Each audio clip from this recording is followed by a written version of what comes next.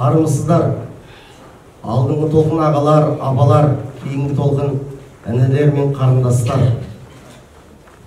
Бүгін Мағжан Жұмабаев атындағы Ақмола облыстық әмбебап ғылыми кітапханасында тағы да бір елеулі үлкен іс-шара.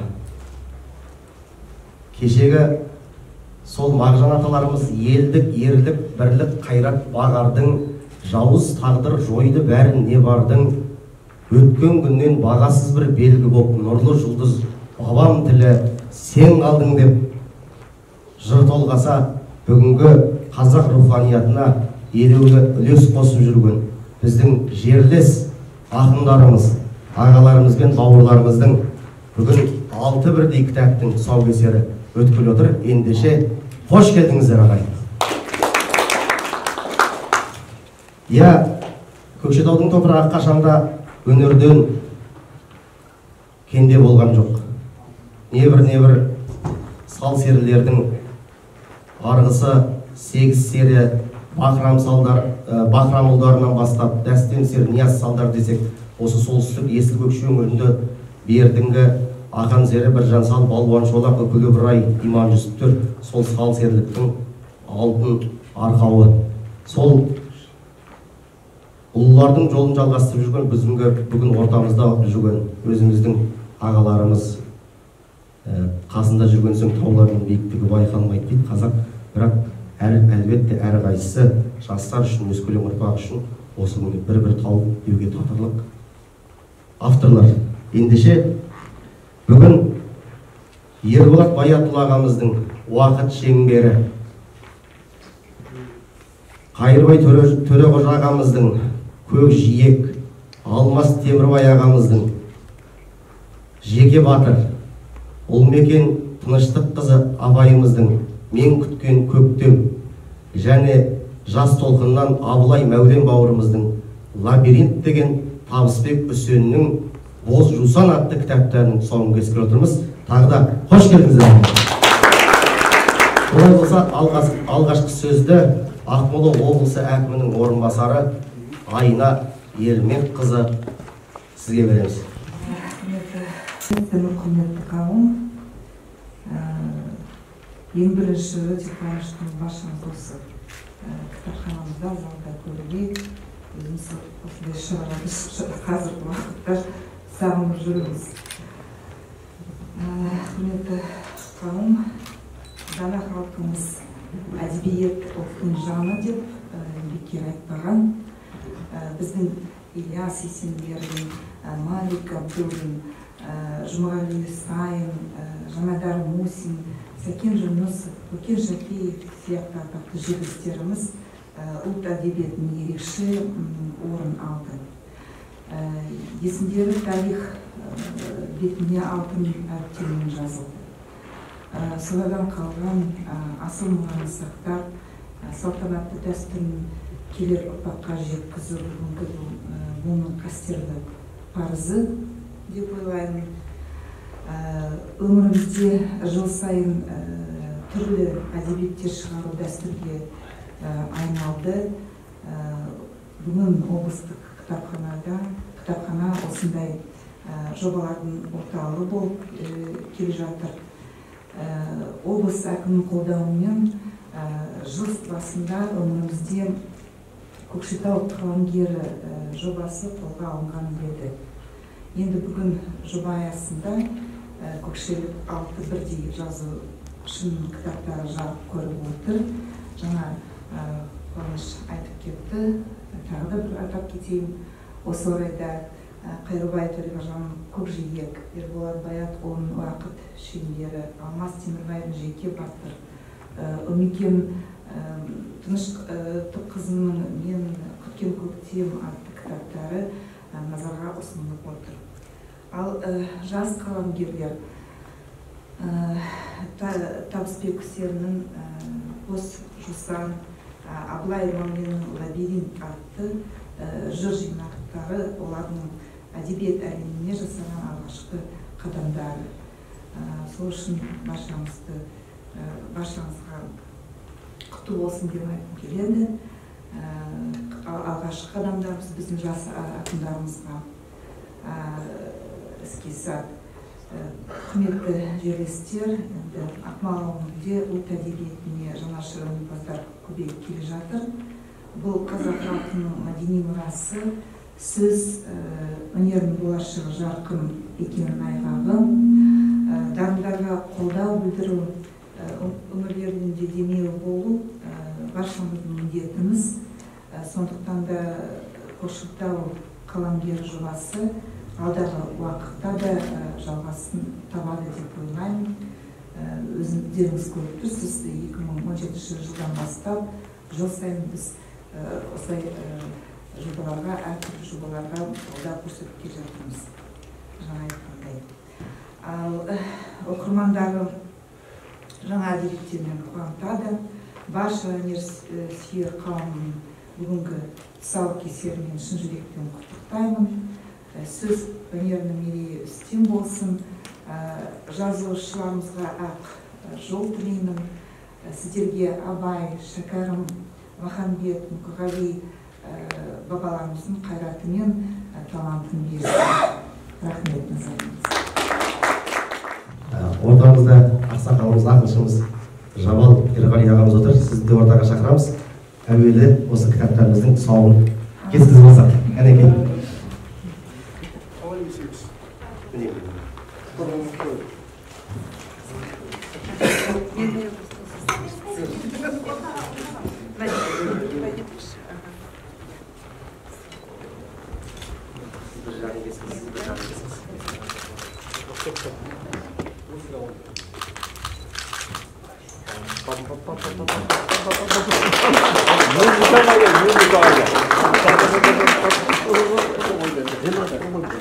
Бәрекелді, шағайымыз құтты болсын. Бәрекелді, рахмет Айдарбек қызы. Ал келесі сөз Жамал аға, өзіңізге. Құрметті Айдарбек қызы, құрметті жас толқын ақындар, құрметті зиялы қауым өкілдері, киеліде қасиетті аруақ дарыған, ән дарыған, серлік дарылған, салдық дарыған, батырлық дарыған, хандық дарыған киелі Көкшетау топырағында бүгін міне тағы да бір үлкен мерейлі шара болып отыр. Мынау пандемия деген адам баласын үрейге, қорқынышқа салған аурудан кейін дүр сілкініп, мына ақындардың жырымен, Көкшетаудың ақындарының, алты ақынның жаңа кітабымен, жаңа үнімен, ақындық лебіздерімен Алла тағала өмірімізге осындай бір жайлы күндер орнықсын деген ниетпен өзім жақсы ырым көріп отырмын. Бүгінгі біздің осы алты ақынымыздың кітабының шығуына үлкен қамқорлық жасаған Ақмола облысының әкімі Ермек Боранбайұлы Мажықбаевқа шынайы ризашылығымызды білдіруіміз керек. Соның ішінде мына осы Алмас Темірбай бар, Қуаныш бауырымыз бар, осы ақын бауырларымыз жастарды әкім қашан болсын сыйлап, солардың пікірлерімен ақылдасып, солардың пікірлерін тыңдап жүреді. Сонда мен алдына барғанда да қалай бауырларыңыздың жағдайы қалай, інілеріңіздің жағдайы қалай дегенде осы бір мәселені айтқан да болатынбыз. Осылай ақындардың кітабын шығару керек деген сияқты мәселе. Сол әңгіменің міне түйіні, одан кейін ол әңгіменің қуаныш пысықтады, міне мынау жемісі. Сондықтан да Ермек Боранбайұлына шынайы ризашылығымызды білдіреміз. Құрметті жырсүйер қауым, мынау 70-ші жылдары Ғабит Мүсірептің ғабеңі кездеспей кеткен бір бейне атты Сәкен Сейфуллинге арналған қара сөзбен жазылған поэмасы жарық көрді. Соның ішінде енді Сәкеннің атын атамаса да сол Сәкеннің образы, өйткені 70-ші жылдарда Сәкеннің атын атау деген өзі 57-ші жыл, 58-ші жыл ақталғанмен атау 70-ші жылдары қиын болды. Өйткені Тажор Тайғақ кешу кітабында Ялымов деген атбасарлық көпестің жаңағы бұлар тұтқындалған кезде коммунистер сендерге итқорлықпен өлу керек, бізді ұрды деген бір соның үшін текст кетіп, артынан ол кейінгі шыққан кітаптарында алынып қалды да, сол сәкеннің үнін бертінге дейін шығармай келді. Сонда Ғабен Ғабит Мүсірепов осы кездеспей кеткен бір бейнеден толғанған болатын. Сол кездеспей кеткен бейнеде мынандай бір сөз бар. Ақын қыран қияға да қонады, ақын қыран далаға да қонады. Ақын жүрегіне қақтырмау керек, қақтырған жүректен түк те шықпайды деген бір сөз бар. Ерболат солай ма? Сондықтан да сіздердің жүректеріңізге қақтырмасын, кектірмасын, таза көңілмен, таза ниетпен, таза оймен, мемлекетшілік оймен, тәуелсіздіктің тағдырын ойлаған, елдің бірлігін ойлаған, азаматтардың бірлігін ойлаған, болашағымызды ойлаған, ұрпағымыздың жайын ойлаған, президентіміз Қасым-Жомарт Кемелұлы Тоқаевтың биылғы жолдауында ұлттың жаңа болмысын қалыптастыру мәселесінде қазақ интеллигенциясына үлкен мән беріп отыр. Бізге жол сілтеп отыр. Сіздер қалыптастыруларыңыз керек. Қандай айтатын ойларыңыз бар, қандай пікір айтасыздар, қандай өнеге көрсетесіздер, қандай тәрбие көрсетесіздер. Қазақ зиялылары ұлттың жаңа болмысын қалыптастыру сіздерге парыз деген сөзі бар. Сондықтан да осы отырған бәрімізді ұлттың жаңа формациясын қалыптастыру, ұлттың жаңа болмысын қалыптастыру сияқты мәселеге бірлесіп еңбек етуге тиістіміз. Бүгін өтіп жатқан шара құтты болсын. Мынау енді мен Ұлмекен Тыныштыққызының кітабына өзім сұрап шынын айтқанда 6 сөз жаздым. Өйткені Ұлмекеннің арамызда жүргенмен біз көбіне көзге іле бермейтін ақындар болады. Өлеңдерін сұрап алғанда жаңағы ішіне шын айтқанда көп өлеңдерін оқып тақырып қойдым. Тәңірдің өзі ақын қылып жаратқан дедім ба, солай ғой деймін. Сондықтан да ақын болып жаралған көңілмен төгілген жырларын осы кітапқа қосып отырсыздар. Сондықтан көп рахмет айтамыз. Мынау енді Ахмет Байтұрсынның қазақтың бас ақыны Абай демекші, Көкшетаудың бүгінгі бас ақыны Қайырбайдың, Ерболаттың, Алмастың өлең кітаптары енді бәрімізге таныс өлеңдері, Қазақстанға белгілі ақындар. Сондықтан сіздерге де құтты болсын, жастарға да құтты болсын. Көкшетау ақынсыз, Көкшетау жазушысыз, Көкшетау жыраусыз болған жоқ. Кешегі өткен Еркеш Ибрахимдерді көзіміз көрді. Төлеген аға Қажыбаевтардың мысалы өлеңдерімен осы бәрімізді сусындап өстік. Сондықтан да сол кісілердің ізгі үнін жалғастырып, Көкшетаудың осы қазақ елінің әніндегі қазақ елінің жырындағы биігін аласаратпайтын мен сіздерге мәртебе тілеймін. Рахмет. Ең бірінші ойлағанымыз біздің де осы руханиятта жүрген, ортада жүрген, елге ағылшын жүрген ағалар болсын, бүгінгі қазақтың тіліне, тіл мәртебесін көтеру үшін жүрген қай-қайсымыздың да ең бірінші ойлағанымыз кейінгі ұрпақ тәрбиесі. Енді Көкшетау қаласында ұрпақ тәрбиесіне ерекше елеулі үлес қосып жатқан бірден-бір оқу орны болатын болса, ол Жанайдар Мусин атындағы Қазақ жоғары педагогикалық колледжі. Нұртас Ахат ағамыз осы жерде отыр. Бүгін конференцияға, республикалық конференцияға қатысып отыр екен ағамыз. Сондықтан асықса да, уақыты тапшы болса да арнайы келіп отыр. Ақындар үшін аға сізге бір ауыз сөз. Армысыздар, құрметті жанашырлары.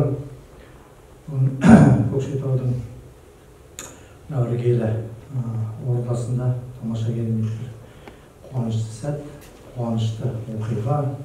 Бұл Көкшетаудың 6 ақынының кітабының жарық көруі. Негізі тасқа басылған дүниенің мазмұны мықты болса, оны оқу керек. Элеонора Рузвельттің айтқан сөзі бар. Кітапты өрттеуге болады, ал оны оқымау үлкен қылмыс деп. Сондықтан әрбір жарыққа шыққан дүние адам қуантарлықтай ішінде дүниесі рухани жаңалығы болса, керемет бір беймарал күйге енесің ғой. Шынайы жақсы кітап ол қашанда осыны оқылады. Егерде қазақ поэзиясы әлемдік деңгейге көтеру қажет болатын болса, оның бір бұтын Көкшетаудың ақындары көтеру керек. Оның бір бағытын Көкшетаудың ақындары жоғарылату керек. Өйткені көкшенің өзінің ежелден табиғи потенциалы бар, рухани потенциалы бар, рухани биіктігі бар ел ғой. Сондықтан жаңа Қайырбай ағамыз бар, Ерекең бастап отырған, енді арасында да біздің көкшенің қазіргі алдыңғы легінде, алдыңғы легіне шыққан ақындар бастаған мынау жинақтар тамаша деп ойлаймыз. Бірақ әзірше қуаныштан сұрасам, қолға тие ме десем, жоқ, ең бірінші тұсаукесер болады. Қазір тәсіл өзгеріп кеткен соң тұсаукесер болады, содан кейін аласында сосын не айтады, не баяғын көрмейсің, нақтау керек. Сондықтан енді не болса да жаман кітап емес сияқты мынау жақсы талқылаудан өткен сияқты деп отырмыз. Ең негізгісі осының ішінде біздің колледждің екі шәкірті Табысбек Үсенмен біздің Ұлмекен қарындасымыздың біздің табалдырығымыздан шыққандығына мені қуантады. Айтты ғой, Ұлмекен өзі жаны жүрегі таза, жаны нәзік, өзінің туған әкесіндей, сол ежіреп тұратын, өзі колледжде оқып жүргенде сол әдебиетті кеміріп жүретін, сол осыны айтқым келіп отыр өзіміздің шәкірттерге. Ең негізгісі жас өркеннің осындай кітабының жарыққа шығуы, ол тамаша. Құдайберлердің алғашқы кітаптары шыққанда ой, оны қанша қиналыспен шықты. Мысалы, қазір мінекей жақсы дүниелер, әкім ақынға қарайтын, әкім ақынмен ақылдасатын қоғам келе жатқанға кейде өз көңілін жібіп, көңілін бір нәрсеге көншіп сөйтіп жүресің. Ол жақсылықтың бір нышаны деп айтамын.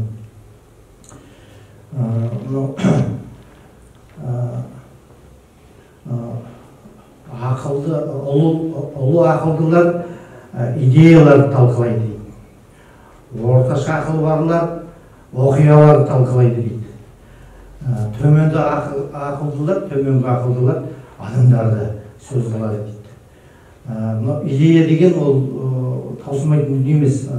Идеялы адам қашанда болсын қоғамға жақсылық жасап жатады.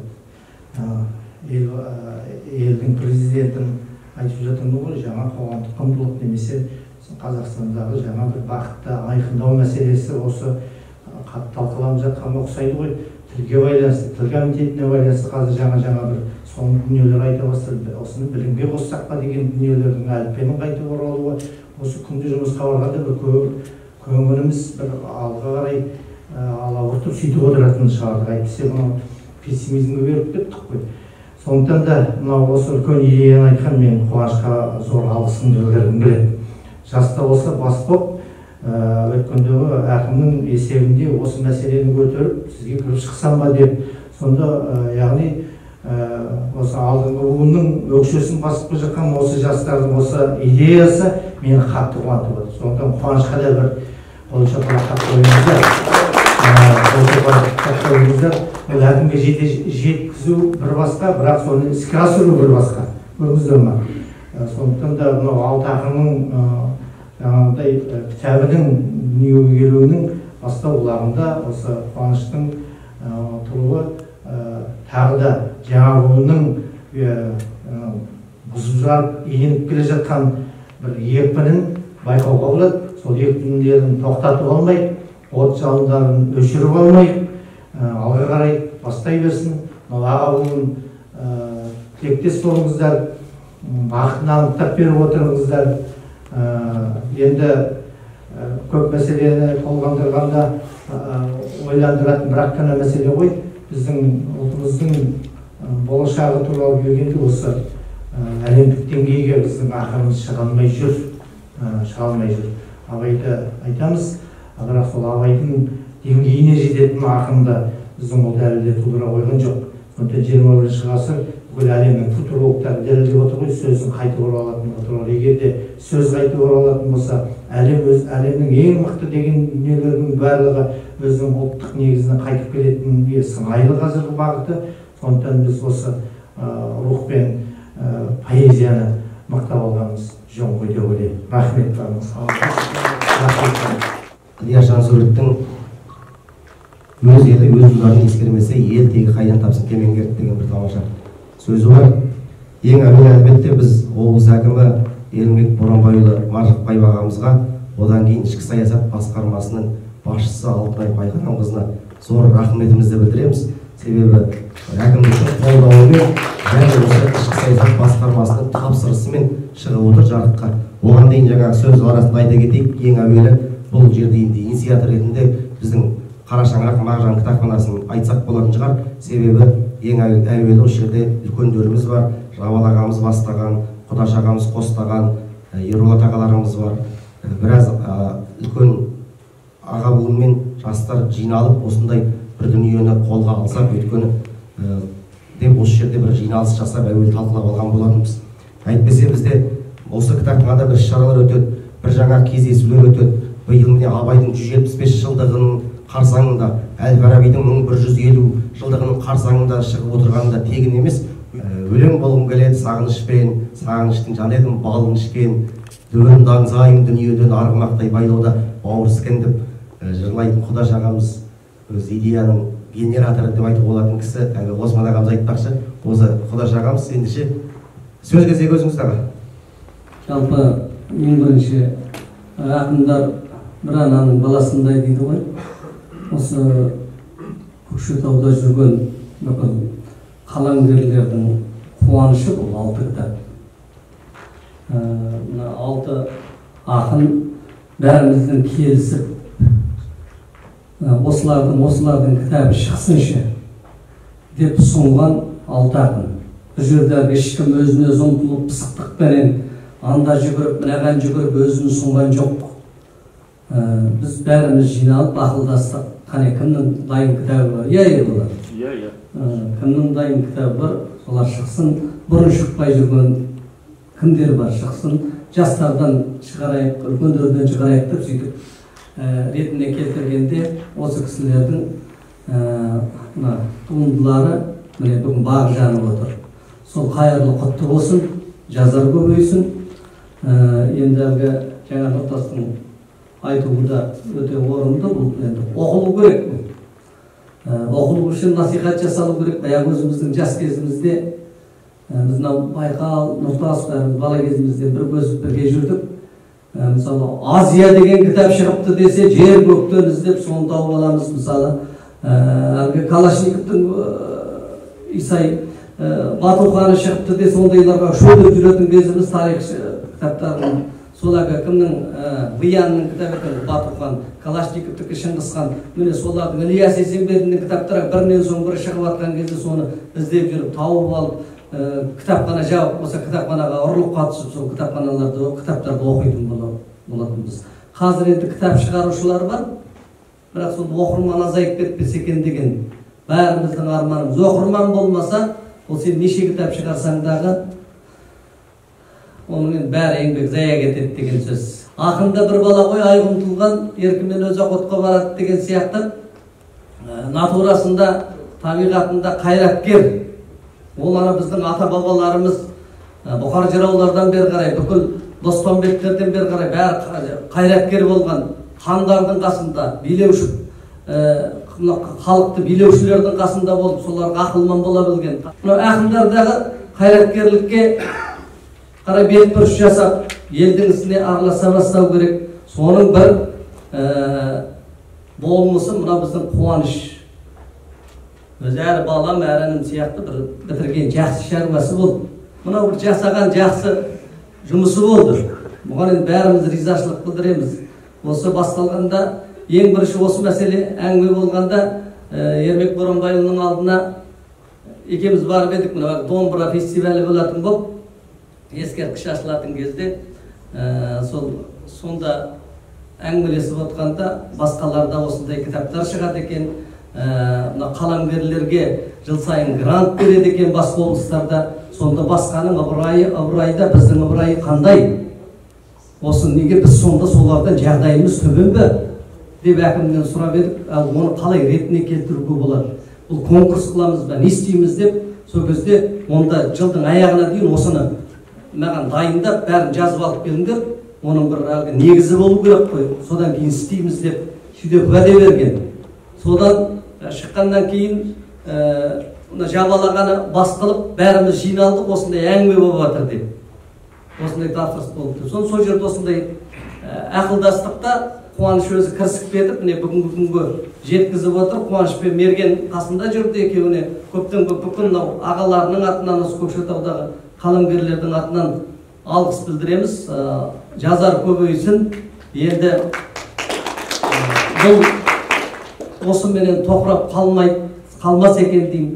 Дәстүрге айналса екен деген үмітіміз бар. Ойдалар әсемәнмен тәттігі көңіл көтір ойсалар ән сүйсең еншесі дейді. Абай атамыз әлбетте биыл Абай атамыздың 175 жылдығы. Ендеше қара сөздің пайғамбары Абай атамыз айтқандай құлақ құрышын қандыратын бір әдемі әсем әнге кезек бере отырайық. Ақмола облыстық Бүкіл Ыбырай атындағы филармонияның әншісі Шыңғыс Сәрсенбаев бауырымыз келіп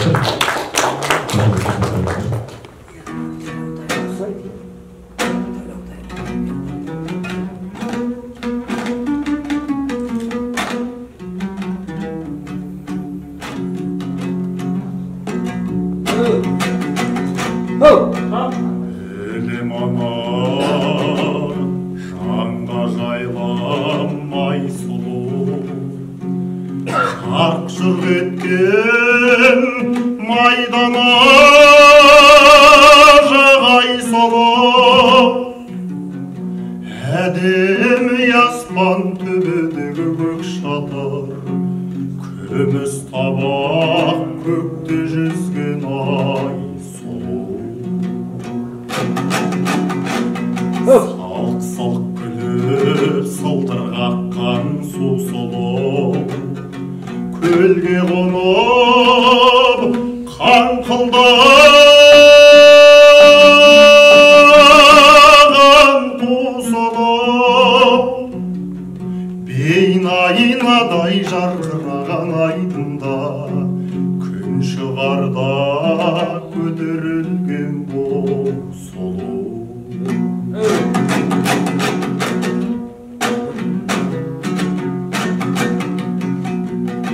Шаңқай түсте өткір алтын күн сұлу жымыңдаған жұлдыздар мен түн сұлу түрлі сұлу толып жатыр дүнияда бәрінен де маған сәулем сен сұлу түрлі сұлу толып жатыр дүнияда бәрінен де маған сәулем сен сұлу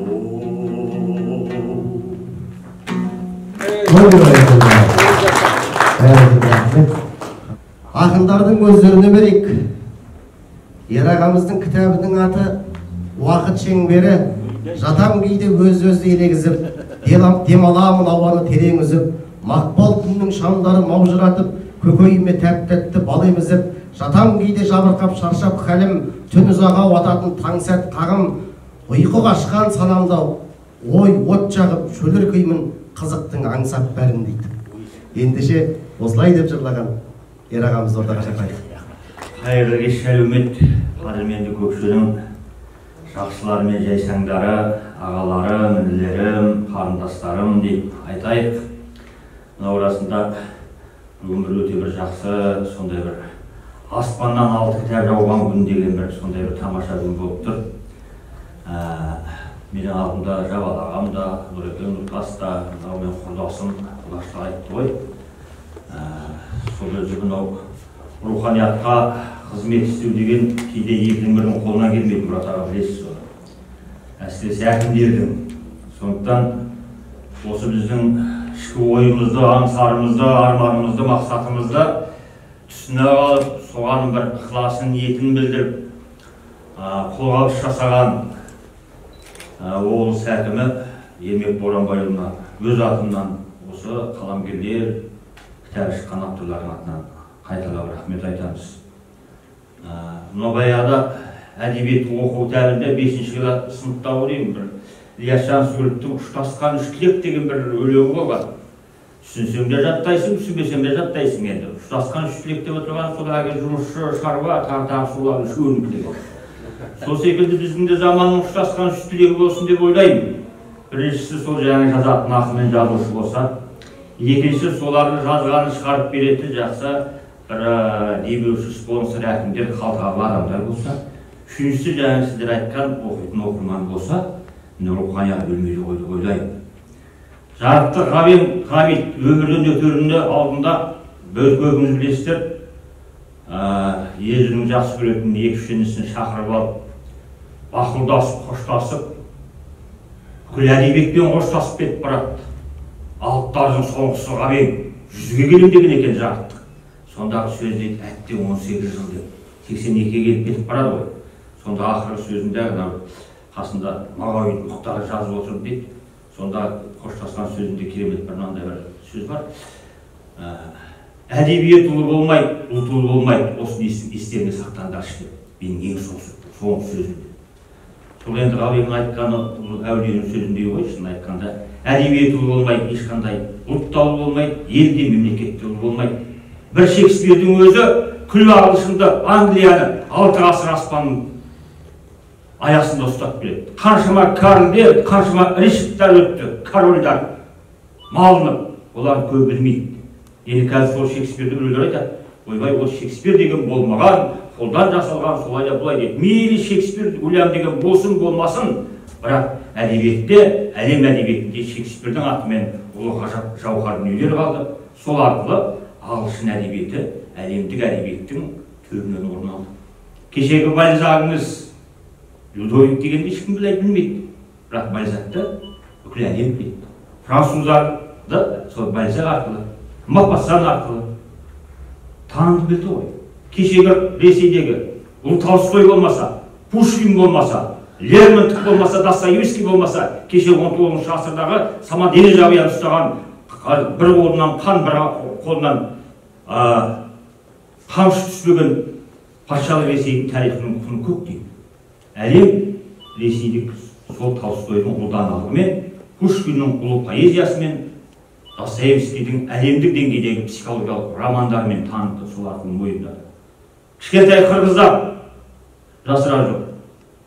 Бір Манас соның өзі өгіз кеткендей болып жүрген кезде әлемдік деңгейдегі азаматтың айтыматығы арқылы таныды. Сондықтан жаңағы әлем әдебиеттегі бір әңгіме озып қалды. Бізде Құдайға шүкір бар ғой, Мұқаннан басқа. Кешегі әбіштер, бүгінгі Мағауиндер танылып біткен деп айтайық, бірақ дегенмен де өз деңгейін ала алмай жүр. Сондықтан әркім өзінің топырағында әулие, әркім өзінің топырағында Мағжан, әркім өзінің топырағында Абай, әркім өзінің топырағында Мағауин. Сондықтан біздің ішімізде бар ондайда болашақта бізден кейін алмастан кейінгілердің өзі қазір қандай керемет дүркіреп өсіп келе жатыр. Тоқтап қалған жоқ. Тоқтау судай жаңағыдай бір айналып қалған жоқ. Аллаға шүкір, тәуба дейміз. Сондықтан әкім келмесе де, әкімнің өзіндей болып, көзіндей болып, қайта сіздің келгеніңіз жақсы болды. Көп адамдардың жүзін ұмыта бастады. Жағалағанды суықта да көрдім 6 айдан кейін. Кабинетіне бар мамандасы деген секілді. Сондықтан сізге де көп рахмет. Мынау отырған ішкі саясаттың бастығы Алтынай десе, Алтынай өз адамның атында, өз атына сай. Қалқамайнара қарындасым саған да көп рахмет. Сондықтан жыр көбейсін, әңгіме көбейсін, әдемі әдебиет көбейсін, оқырман болайсың, көкшенің аспанында тек қана жарқыраған жақсы күндер болсын. Рахмет. Қуаныш саған ерекше рахмет. Бажа екеуі. Мен бір енді өзім қысқалау де, мен деген қысқалау жазам ғой. 18 жақ. 18 шумақ дейді. Жарайды, ең бірінші мегенді ой бейуақ деген өлең көп. Көргенім де көп болсын көрмегімде, өмір деген тағдырдың өрмегінде, сиректің атындай шырайналам, уақыттың құрсаулы шеңберінде, ертең әлсіз ол мүмкін мықты бүгін, алтын сәуле аймалар шықты бұрын, санамдағы өрмекке шырмалғанмын, өз ойымның шарасыз тұтқынымын.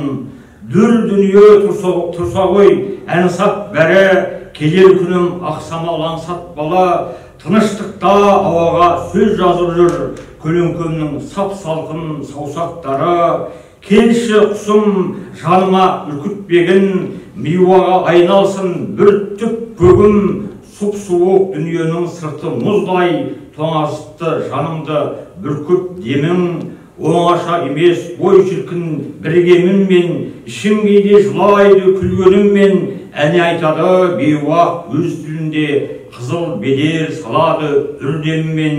Қайда, қашан, есті жоқ қай уақытта, түнде байғыз жылайды ай уақытта, жарық көшіп барады тасаланып, қызыл іңір қыдырып бейуақытта. Маған емес барлығы Құдай ғанық, пыш-пыш дейді сайтаным бұлай барып, дөңгілейді дүние дамыл таппай, кіндігінде ойымның шырайналып. Көкшетау өте кербезілде керім Меккемен Мәдинадай мекен едің. Кеудемді ол жетпес қып түптік ұстап басымды жұмбақта асқып көтерермін деп жырлап жүрген ағамыз Алмас Темірбайды ортаға шақырамыз.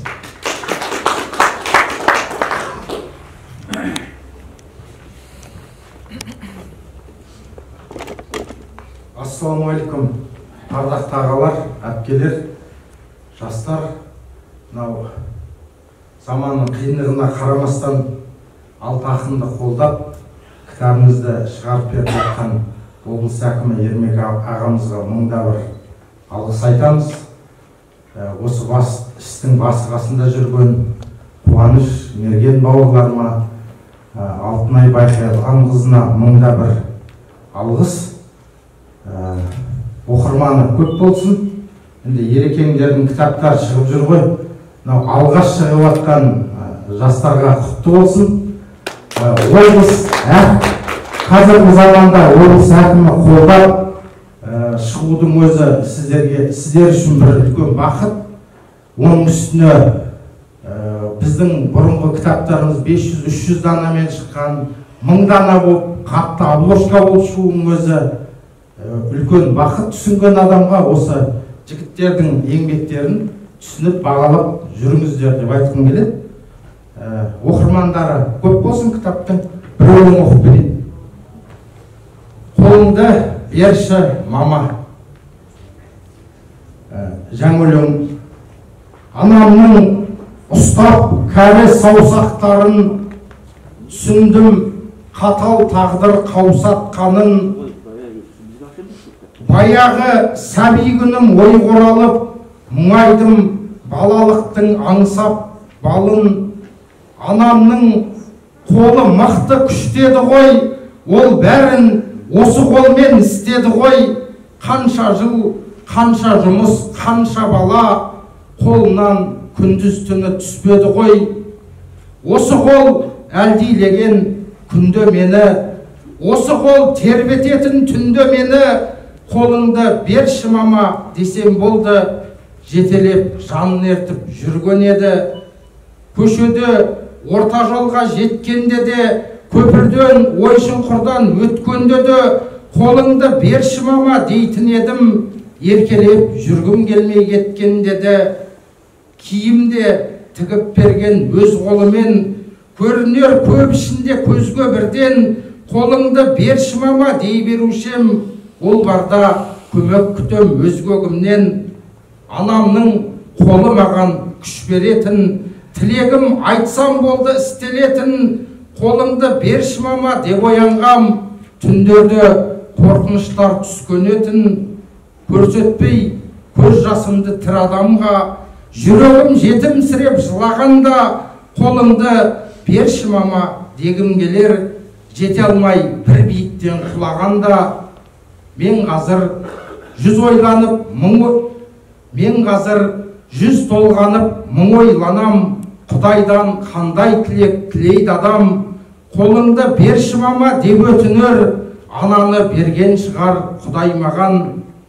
Көрінген қайран шешем мықты адамдай, суға кетсем қарманар тұқтап алмай.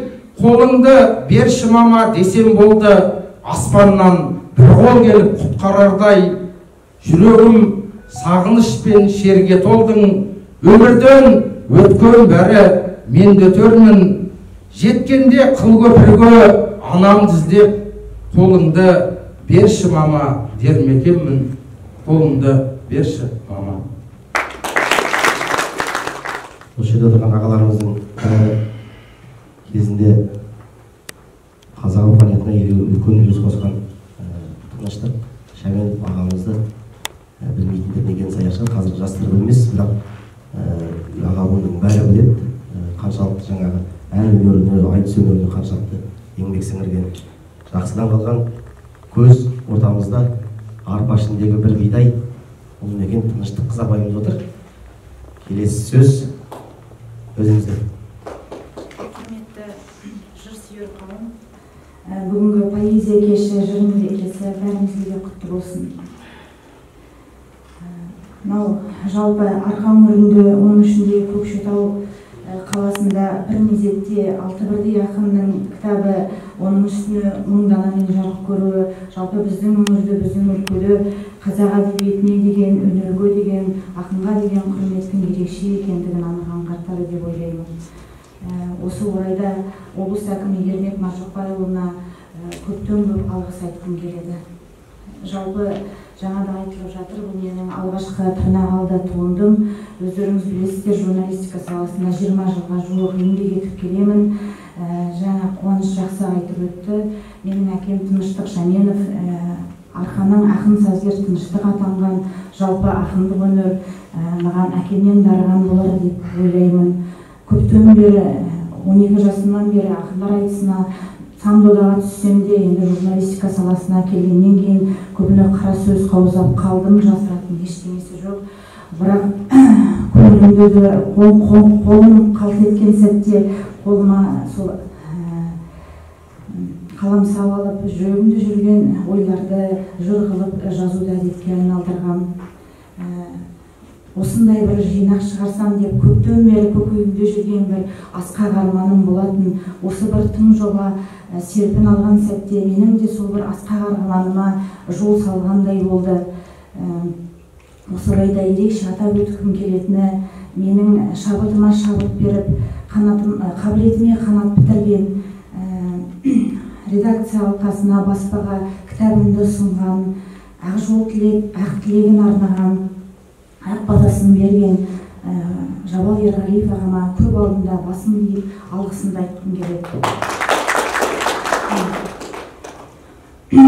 Сонымен қатар өз ісіне аса бір ыждахаттылықпен қарайтын Ақмола облыстық ішкі саясат басқармасының басшысы Алтынай Байқадамқызына және де бір зор жанашырлықты байқадым. Осы Қуаныш бауырым мен Мерген бауырларыма көптен көп рахметімді ел алдында айтсам деймін.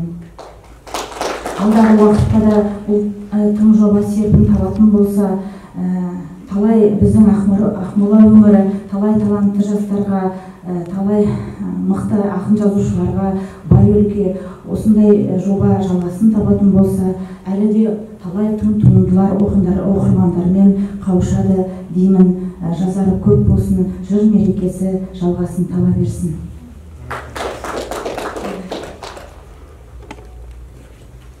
Бір өлең оқып берейін рұқсат болса.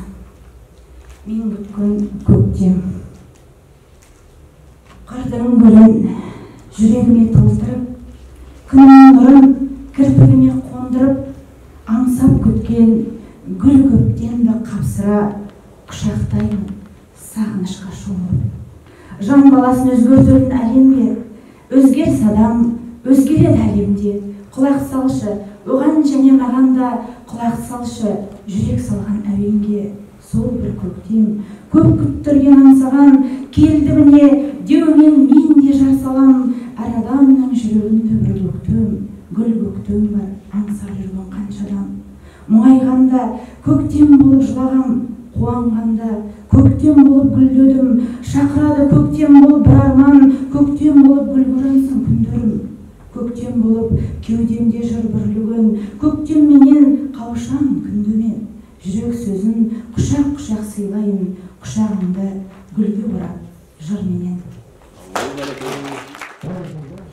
Біздің осы бір алғашқы тырнақалды туындымызды шығаруға көмектескен осы жобаның жетекшісі және идея авторы Ермек Маржықпаевқа біз үлкен алғысымызды білдіреміз Ермек Боранбайұлына. Осы алғысымызды жеткізуге барарсыз, Ермек қызы. Сізге осы алғысымызды аманаттадық, өзіңіз айтарсыз. Сонымен аруақ, мен Құдайдың ойымын, менің ойым өлеңім. Тәнім тауып алады өзінен керегін, жүрек өзі біледі нені сүйіп сезерін. Мен бір бөлек әлемнің сұрамаңдар себебін. Кеңістікке қонады кірпігіме қаласам, содан кейін еркелеп періштемен санасам. Мынау өмір кәдімгі сәтсіз елес тәрізді, ой көзімен қарасаң. Мен жарықпын, сәулемін, адам атын жамылған, жоқтан бар боп табылған, мен тағдырмын дерексіз, топыраққа жазылған. Қазіргі жас толқындардың ішінде ерекше аты аталып жүрген мынау былтыр үлкен Қарағанды қаласында форум болды, республикалық. Сонда көзге түскен, жарқырап жүрген жас ақындарымыздың бірі, алла жазса үлкен олжаларды әлде Көкшетаудың қанжығасына байлайды деп сенеміз. Бір қошемет соғып қояйық. Ал енді келесі бүгінгі ең жас ақын бұл Абылай Мәулен деген бауырымыз. Кітабының аты «Лабиринт». Армысыздар, ағалар, әпкелер, ақындар, құрметті қауым.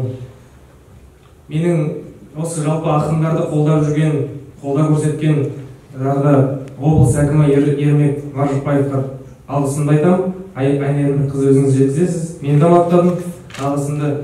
Ақынға қара сөзден өлеңім ой дейді, бірден өлеңімді оқиын. Көкшетау туралы. Көкшетау, сері едің, сал едің, киер едің, сәкендей сол қалпында сүйер елің, арқаның самалы ғой, сүйсінерің ақанның әуені ғой, сүйенерің құрсақтан төскейіме енеріңде, өзіңе жыр арнамай өлемін бе, намысы мынау елдің жүрегімде, шабысы құлагердің өлеңімде, қасыңнан қағып алып тұмарымды, болашақ ұрпағыма қылам үлгі, Көкшетау меккесісің жүрегімнің, қайтейін пейішпақпен жұмағыңды, көзін тіккен дұшпаным далама кең, алас қарғыстар алап өтен, 8 жұмақ зәмзәмі қосылып ап, 80 көлдің суындай болам екен. Батыр барда елі бар, жоқтаушы бар, жалғанда жастан ащы жоқ тамшылар, арқасын жауға беріп жеке батыр жусаныңнан иіскеп жатқан шығар. Қопа көздің ішінде жүзіп қайғы, сен түсінген жанымды күз ұқпайды, бабасы жау ұрған бұқпатауда баласы Көкшетауды қызықтайды. Көңілімнің басылмай желігі бір, дәл сендей болса болсын енді көмір. Топырағыңа көмілсем арман бар ма, арман бар ма сенде өтсе сері ғұмыр. О көкше, табанға топырағыңның шаңы сіңер, тілегіне қоса жүр жаны сірел. Ботайдың жылқысының өріседің, баламның баласының қонысы бол. Ақындардың бәрі мерген қуаныш деп айтып жатыр ғой. Еңірек келіп қосылған егізімнің сыңы. Мерген ортаға шығып, мергенге бір өлең оқытайық енді. Ал мерген тоқсанбай. Армысыздар. Бүгінгі поэзия кеші, кітаптың тұсаукесерлері құтты болсын. Жақсылықтың бастауы болсын. Осы іс-шараның жобаны қолдап жатқан еңбегі бар, соның бәріне шексіз алғысым білдіремін.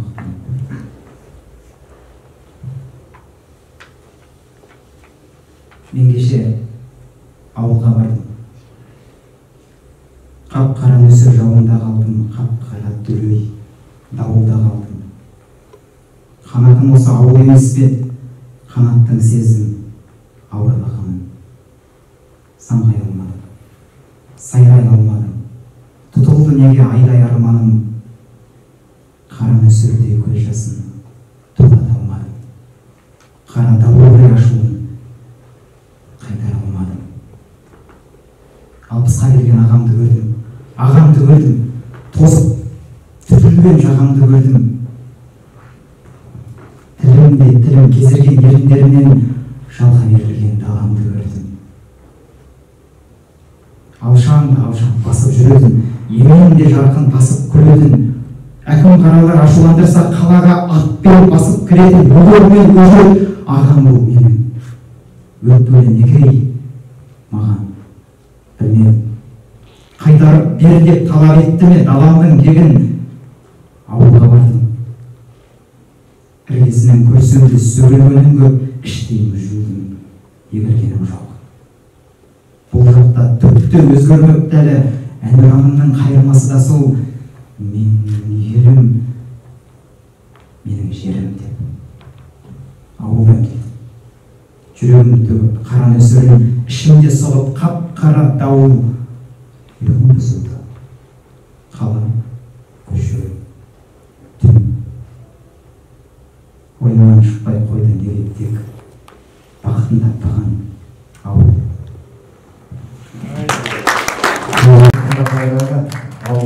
Ауылдың іргесі бүтін болсын. Мынау құрметті ағайын. Осымен ақырын біздің іс-шарамыз мәресіне жақындап келе жатыр. Мынау Қадыр Мырзалиев көкеміздің бір тамаша айтқан сөзі бар. Сені 100 адам жабылып мақтап жатса да, өзіңді өзің бір әдемі мақтап алғанға жетпейді деген. Бағана Мағжан көкеміздің өлеңімен осы кешіміздің шын балдығын аштық. Енді рұқсат болса, секілді жылдар жылжып ауыспаған, анау көл мынау орман таныспаған. Көкшетау, көк түреген оқ жетпесі батырдың жебесіндей жаңы ұштаған. Бурабай, жұмбақ тасы бүккен жұмбақ, атамнан қалған көздей тіптен қымбат. Қаланған жатпар тасы қатар-қатар, ісмердің көрпесіндей тіккен бұлдап. Көл беті құсыны хат илеттелген, ән салсаң ерке қайын билеп берген. Бұл жерде бозбалатам саят құрып, бұл жерде ару әжем жидектерген. Көкшетау, хан ордасы ән меккесі, болмаған хан көкпесі, ән көкпесі. Құдайым әлім сақтан берген солай, қазақтың сері көкші, сал көкшесі деп өзінің бір ауыз сөзімен түйін. Сол саламатта болыңыздар, көп рахмет. Тасқа тамыр біткенше ташқып көрмеңдер, мұзға билеген көші мұшқып көрмеңдер. Қаламдарың жүйрік болсын, Алла тағаладан не сұрасам соны берсін. Алла.